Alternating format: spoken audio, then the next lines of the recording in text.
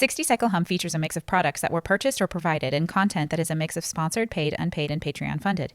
Use your eyes, ears, and common sense to come to your own conclusions. Hey everyone, I'm Ryan. You're watching 60 Cycle Hum, and welcome to what might end up being the very first episode of an Afforda Amp series of videos. I'm not sure if this will be a series, but I do have an affordable amp here. I have a 15 watt 1x12 guitar combo tube amplifier with Celestian speaker and spring reverb.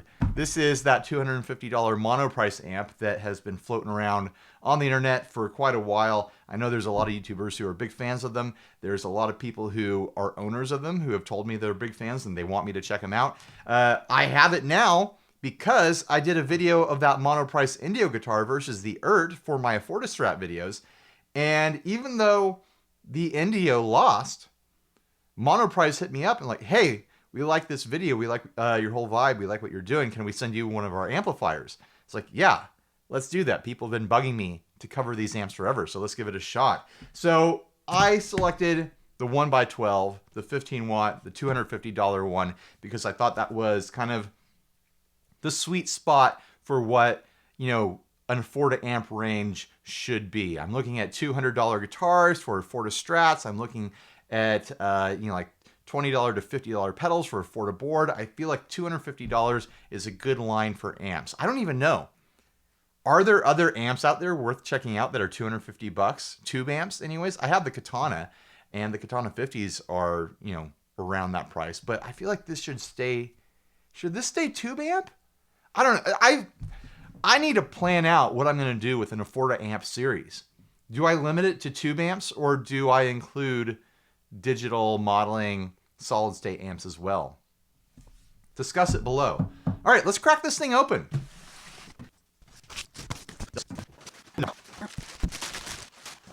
All right, there it is. It's big. I wasn't expecting such a big amp for $250. I mean, it has a full-size 12-inch speaker in there. Gain control, volume, tone, bass, middle, treble. That's interesting. There's a tone control and a 3-band EQ control. How does that work? Then reverb. Oh, there's a attenuator thing here. It goes from 15 watt down to 1 watt. That's actually very interesting. First impressions are pretty strong visually. I really like this handsome kind of blonde Tolex. The strap feels really nice. It's not like a weird plastic strap or anything like that. It's probably Naga hide, some sort of synthetic leather. Maybe it even is real leather. I don't know.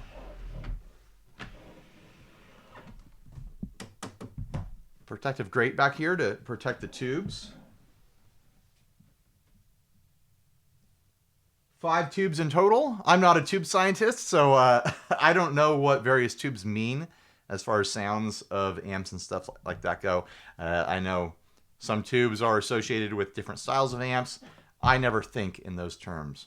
I'm a little put off that the plug is hard connected in there. I prefer like the IC plug that you can plug in when you're ready to go at the source. This will wear out with heavy use over the years. I'm sure it's not hard to replace. My PV Classic 50 used a plug that went in straight like that, and I had to do surgery on it once. I think it did anyways. I remember it did.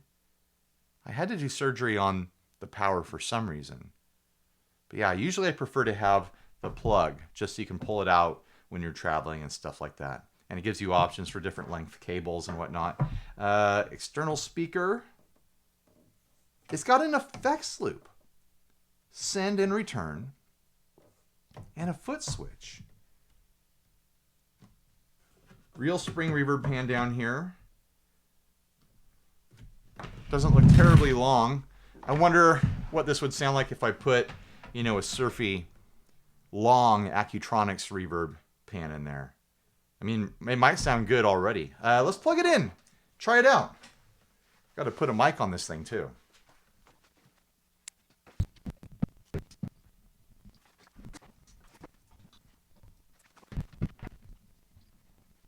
This should be a decent position for me to hear it and adjust it and all that. It's got a 12-inch speaker, so the sound should bounce around the room pretty decently. I mean, you guys are going to be able to hear it just fine. All right, here we go. Gonna power it on. Just notice a little ring around the light here. It's kind of cheap plastic. The chicken head knobs have a bit of a cheap plastic look too. I mean, it's a $250 amp. I really can't expect too much out of the details, right?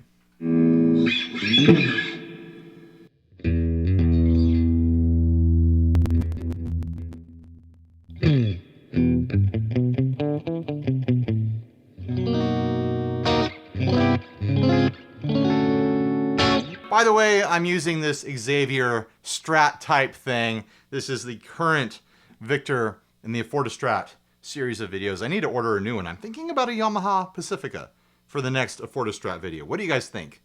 Make votes down below. What guitar should be in that series next?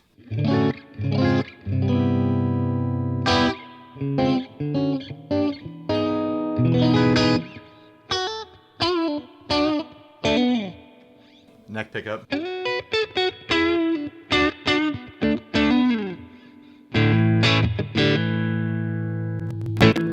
Gotta get my levels set just right.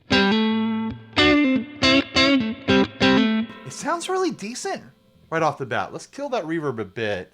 I'll come back to it.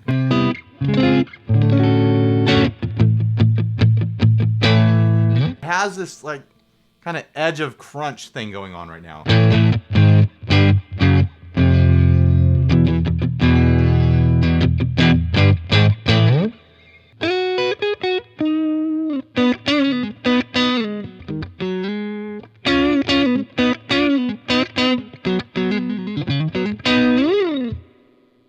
Not bad. Not bad. Okay, I'm going to check out the range of the gain control and then explore the rest of it.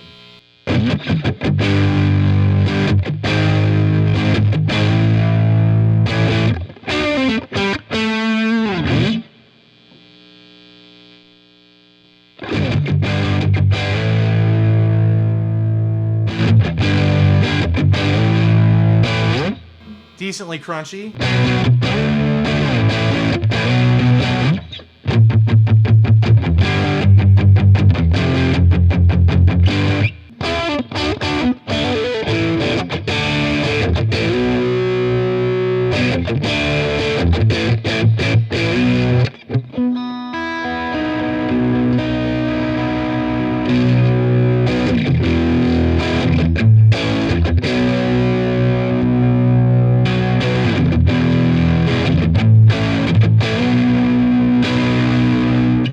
With the gain all the way up, it has a bit of a small wattage sound to it.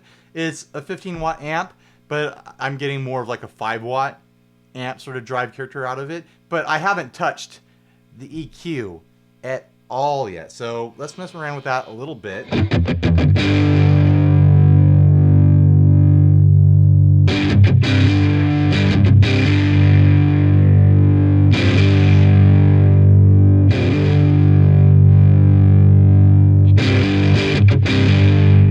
I think that master tone control is really supposed to be a presence control. That's what would make the most sense.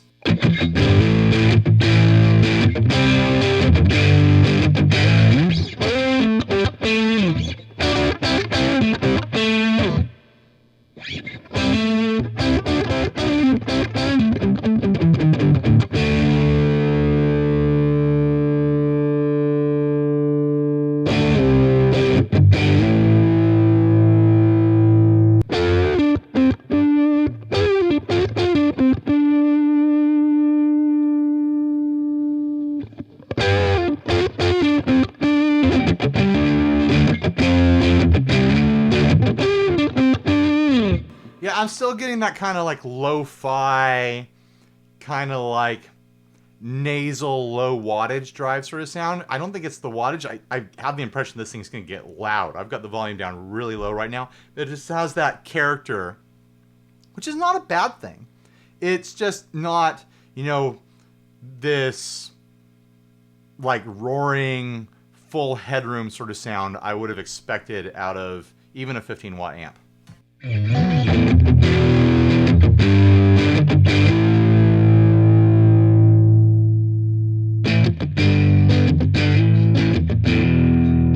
But those kind of like edge of breakup mid-crunch sounds, I'm getting a really good like positive impression of the amp on those lower gain settings.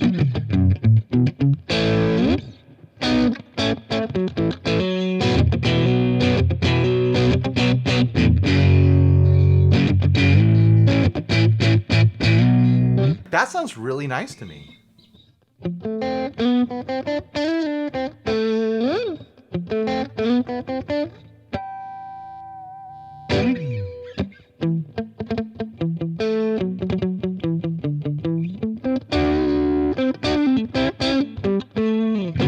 I want to see how clean it can get.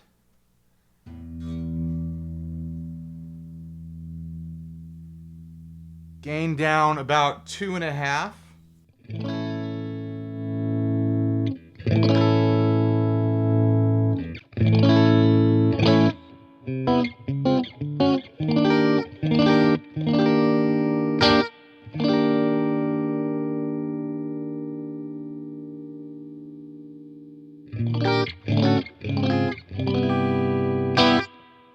That's pretty clean.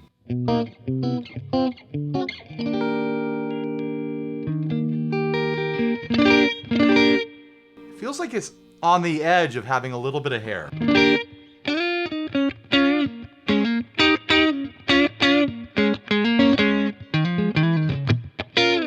Yeah. It feels like if I hit it with a boost, it would start pushing into dirt right now, even with the gain at 1.5.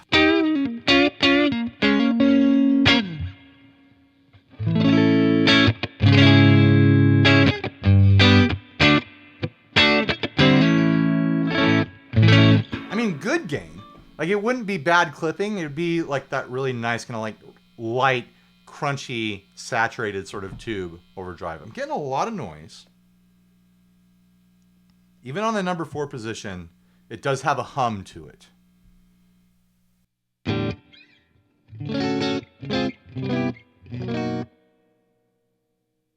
It's not bad.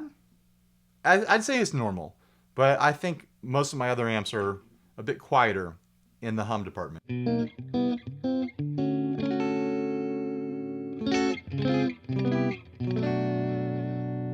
I mentioned I used to have a PV Classic 50, and those things have fans in them to keep the tubes cool. So, like, even if you couldn't hear, like, a wall hum, like a 60 cycle hum, you would hear this fan running all the time.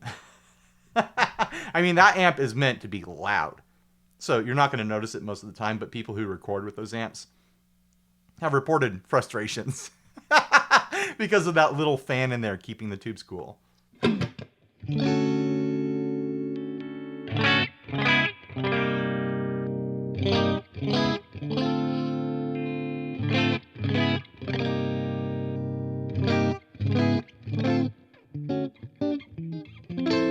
That's a decent clean, though.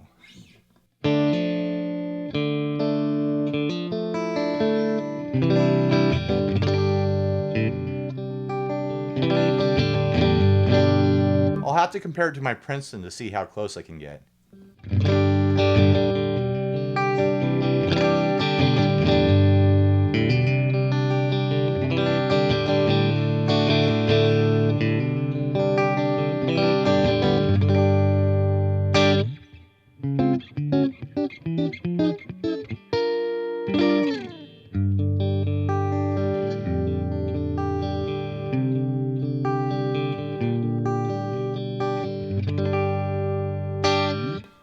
Pretty sounding amp. It's got this kind of like lo-fi, bright sparkle, like sort of almost voxy character to it. It's not full vox, but I'm getting that kind of like nasal, bright sparkle on the edges of it.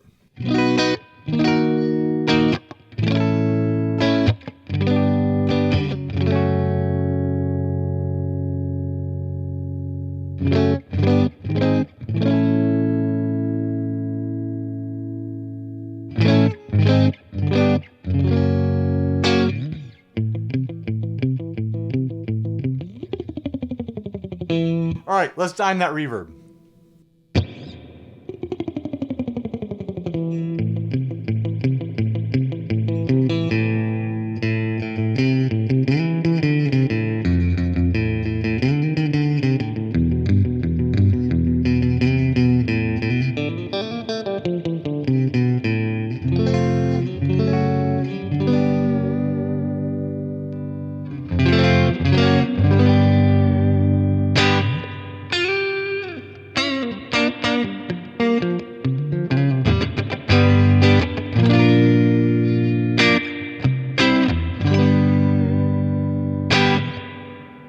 I mean, it's not that full Fender drippy, surfy sort of reverb.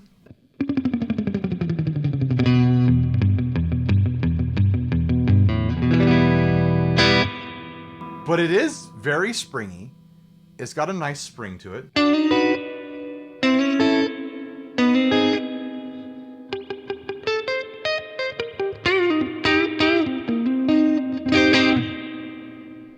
Not bad. Really not bad at all. You can crash it.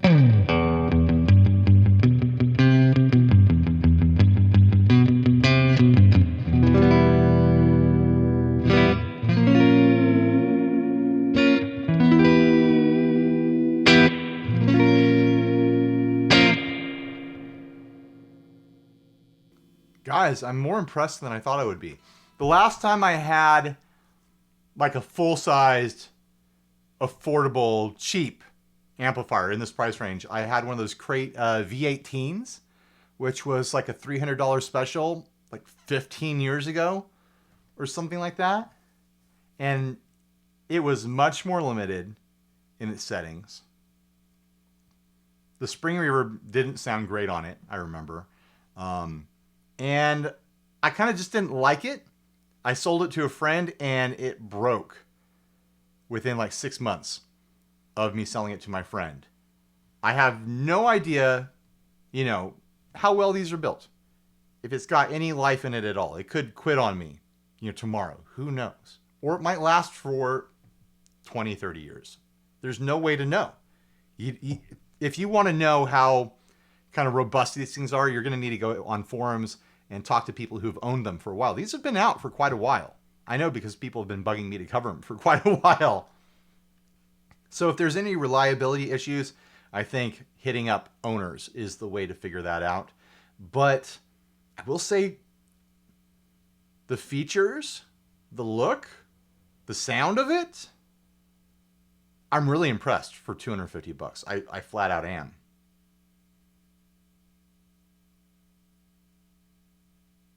Not bad. Really not bad. Maybe I should start using this for my amp for a Fortiboard and a Fortistrat videos. Just to complete the loop, complete the circle. A Fortiboard, a Fortiguitar, a Fortiamp. I mean, this amp and this guitar together, that's like a $500 setup. That's a great $500 setup for someone starting guitar, or that wants, you know, like cheap rig sitting around their house for whatever reason.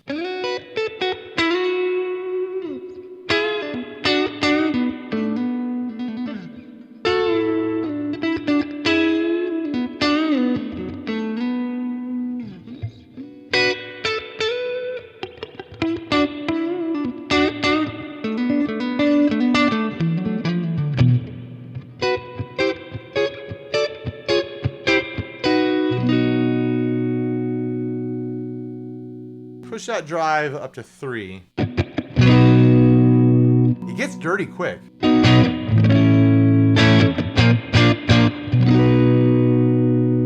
that push the reverb more now?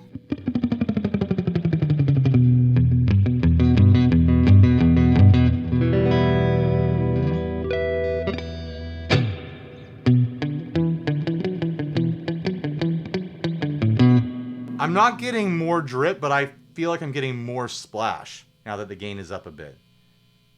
The output goes up with the gain, so maybe the output of the gain is just pushing that reverb a bit more.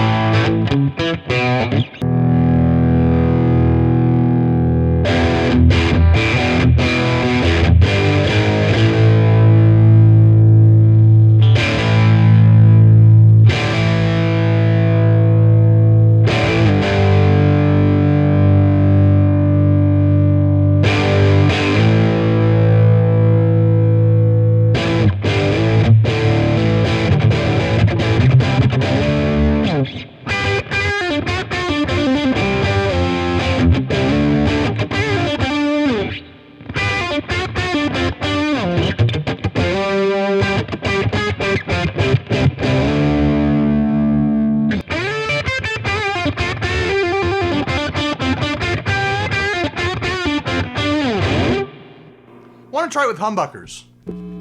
Got my Harley Benton Fusion 2 here. It's an affordable guitar that I very, very much recommend.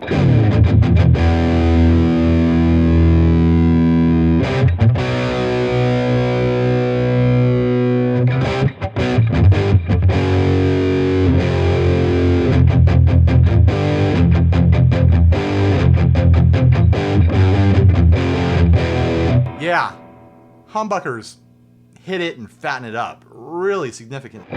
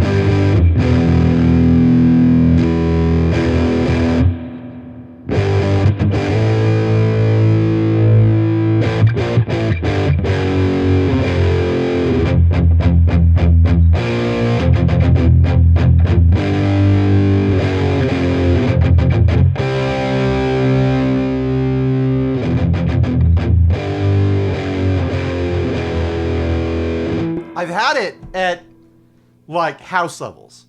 It has not been loud. I don't like running loud amps when I'm here in the garage for long term when I'm doing demos because I want to protect my ears. Let's try turning it all the way up. Let's see what happens.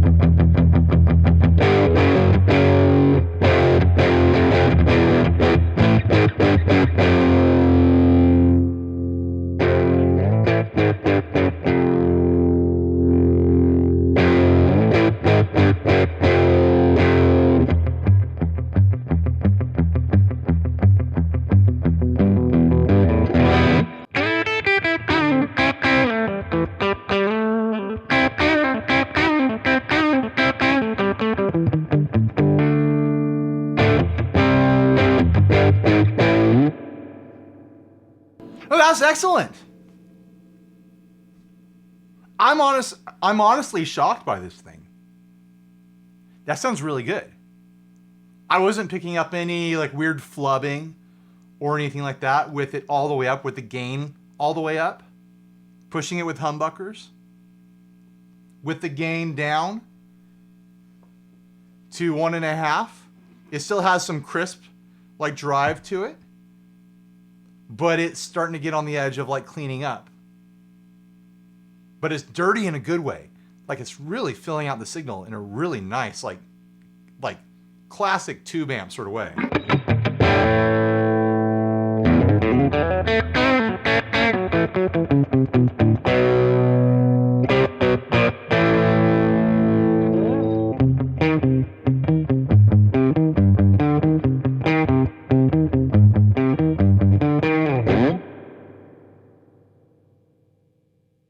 It's kind of shocking, honestly.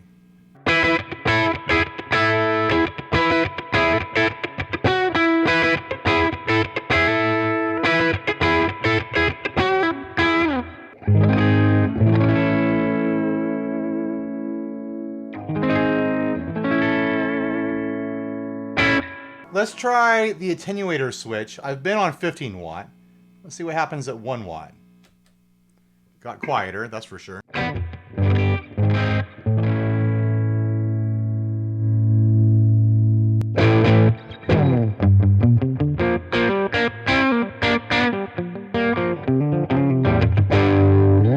I'd say it took it from edge of being able to play with the drummer. Like, I mean, a 15 watt amp is really just under that edge. Like, I could play with drummers with my Princetons, which are around this wattage range, but it's pushing it. You're definitely pushing into dirty sounds that way, and if you've got a drummer that hits hard, then that's kind of the line. So I wouldn't recommend a 15 watt amp for most gigging musicians, but for home playing, like full volume on 15 watt was way louder than you need for home playing. 1 watt kind of dropped it down to where I tend to set up my amps here in room.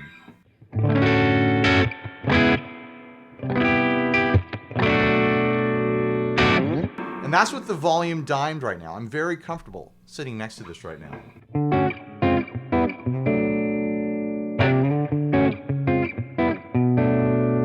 Just beyond like normal TV volume, I'll say that.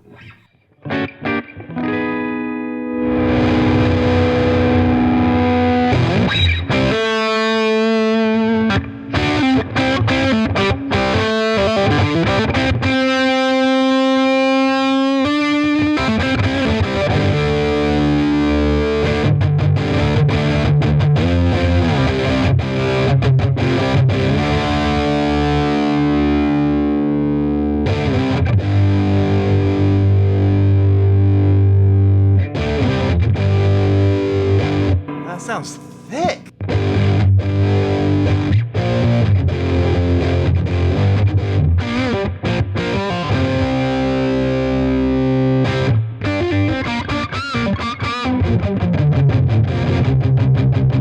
Starting to get kind of like a flub sound.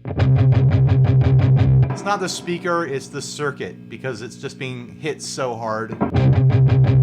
Maybe that'll be more present in the recording on the 15 watt setting, but I didn't detect that as much here in room.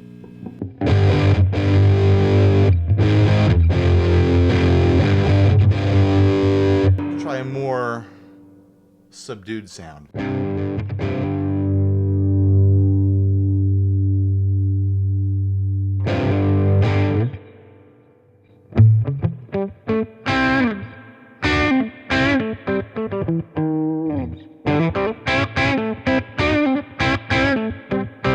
Yeah, that sounds great. That sounds really, really nice.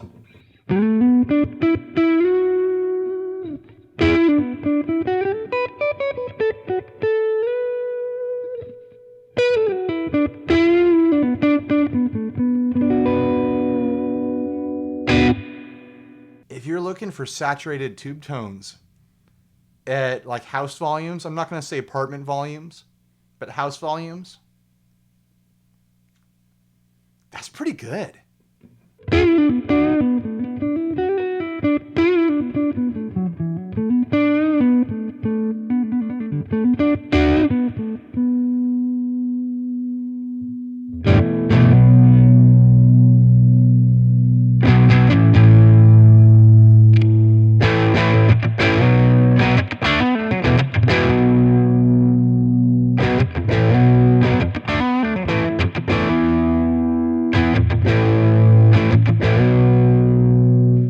I mean,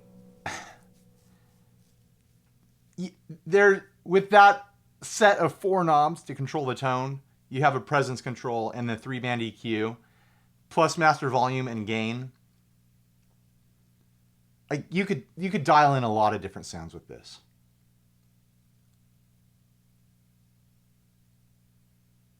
It's gonna take me a while to process this. It sounds really good, right? Maybe it'll sound awful in post, but here in the room, I'm honestly kind of floored right now. I want to try hitting it with a fuzz.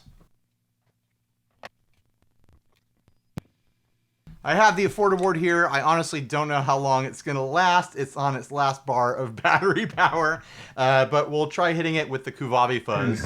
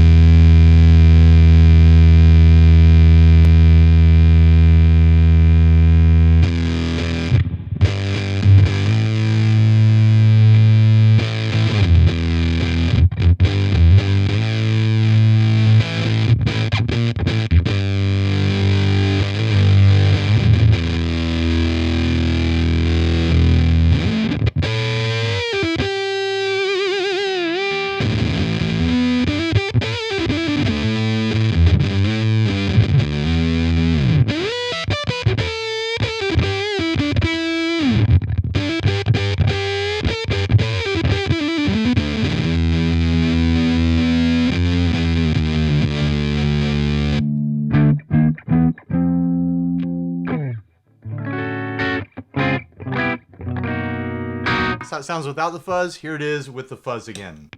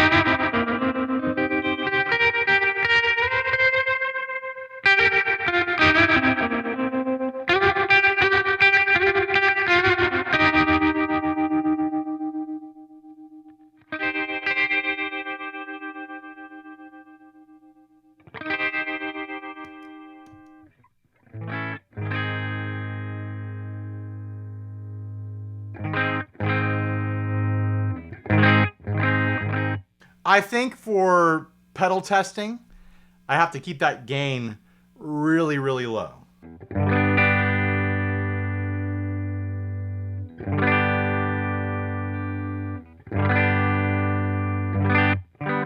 going to have to find a sweet spot for running pedals into it. I mean, I can run things in through the loop to bypass that kind of tube dirt. But I kind of like to test affordable stuff, assuming, you know, it could work in any amp. If you've got an amp that doesn't have a loop, a lot of amps don't. Let's see how that takes the reverb.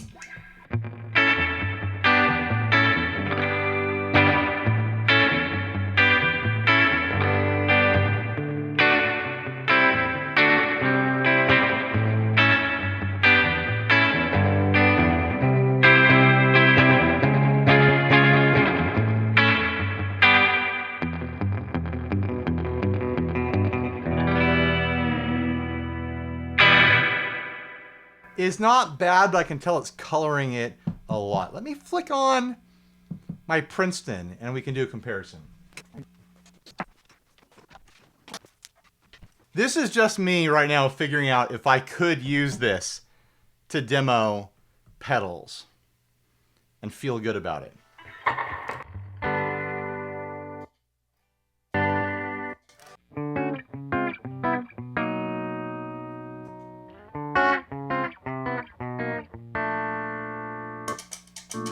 I want to see if I can get it dialed in sounding somewhat similar before I start hitting it with pedals.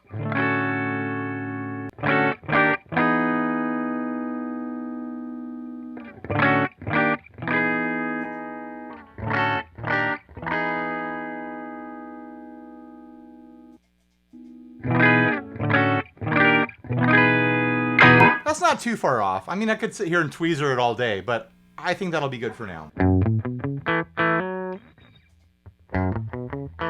I mean, the Princeton has a bit more of like a mid, like honky bark to it. And this sounds a bit more like round and smooth in a way. More like full frequency, where the Princeton sounds more focused, which is interesting. I was not expecting that.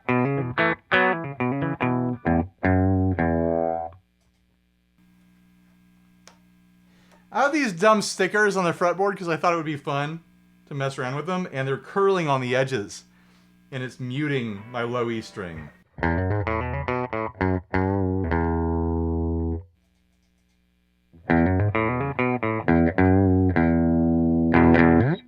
I guess I need to take these things off soon.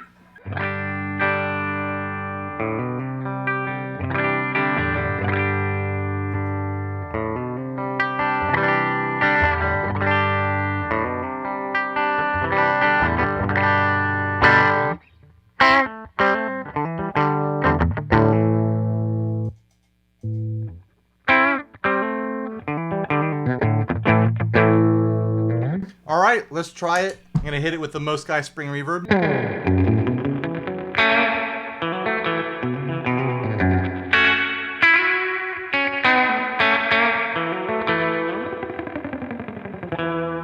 Now the Princeton.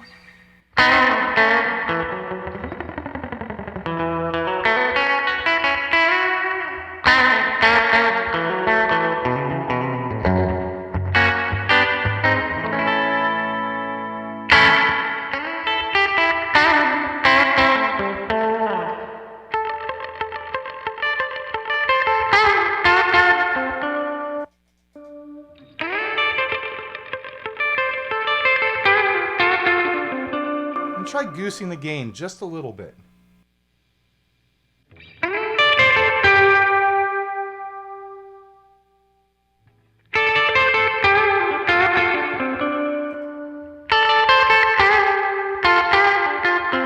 Yeah, there's a ledge there where under the ledge I could deem this appropriate for doing pedal demos, but over the edge you're getting into the territory where you start demoing the amp instead of the pedals because you're bringing in drive from the amp.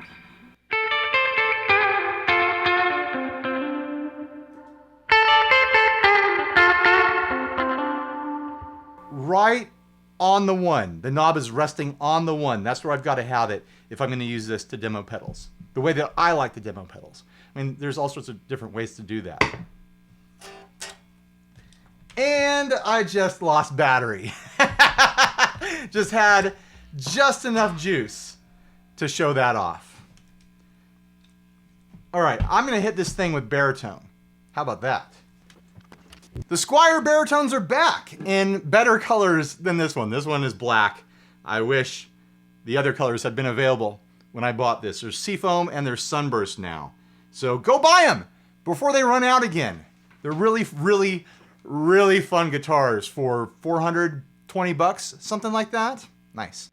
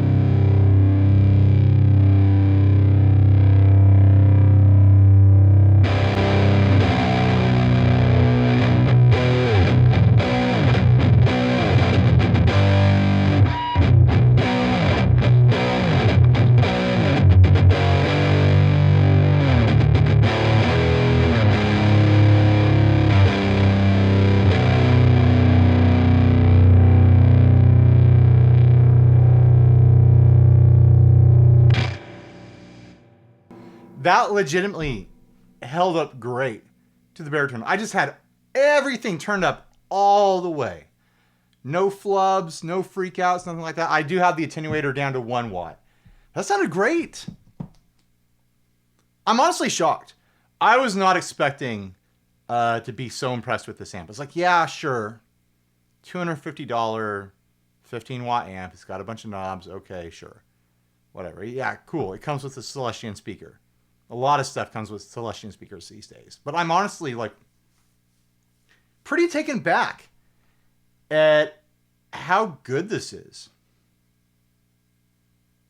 I mean, everyone has their particular tastes for amps and any piece of gear. And I'm sure it doesn't fit the bill for a lot of people. But I could fully recommend this based on my experience just here, the past hour, unboxing and playing around with it. I can't think of any reason why I wouldn't recommend this to a new guitarist or someone looking for an amp that can do kind of creamy, tube compressed, dirty, gritty, tube distortion sorts of sounds at home in low volume.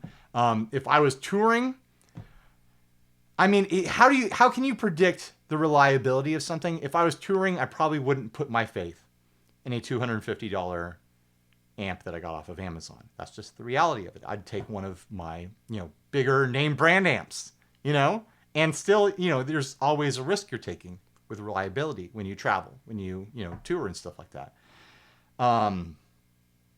Without having, a body of experience from, decades of other users, it's really hard to gauge that, to know what the reliability would be.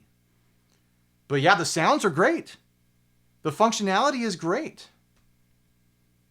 The looks are great. I think it looks really cool. It's a great looking amp. I really like that blonde Tolex. The details, for the most part, are just fine. The only details that are catching my eye as cheap are this plastic light ring here. The power light ring. It just looks like cheap plastic. The knobs are they're catching the light in a semi kind of opaque sort of way that makes them look like, they're very thin plastic. But you could swap the knobs if it bugs you. It doesn't bug me enough to do that. But yeah, that's like a $25 visual upgrade if you wanted to. I probably have knobs that will work on this thing if I wanted. But damn! Yeah, I'm legitimately impressed. All right, thanks for watching, guys.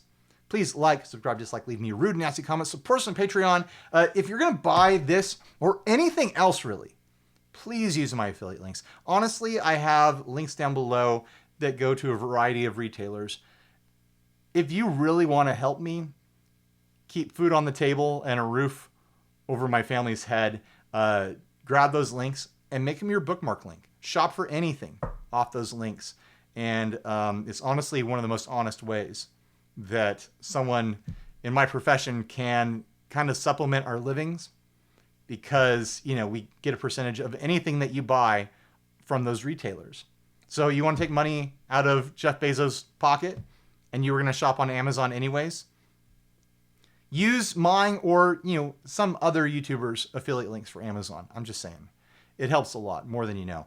And if you're one of those people, there's some people like to hang out during the premieres and chat with me and everyone else. We have a really great group of regulars who are in the premieres almost every single time. And I love it. It's honestly my social payment for doing this work, is getting to hang out with everyone and chat while we watch the video together. If you want to be in that special club, click the bell, set settings to all for reminders. And otherwise, stay grounded. Bye, everybody.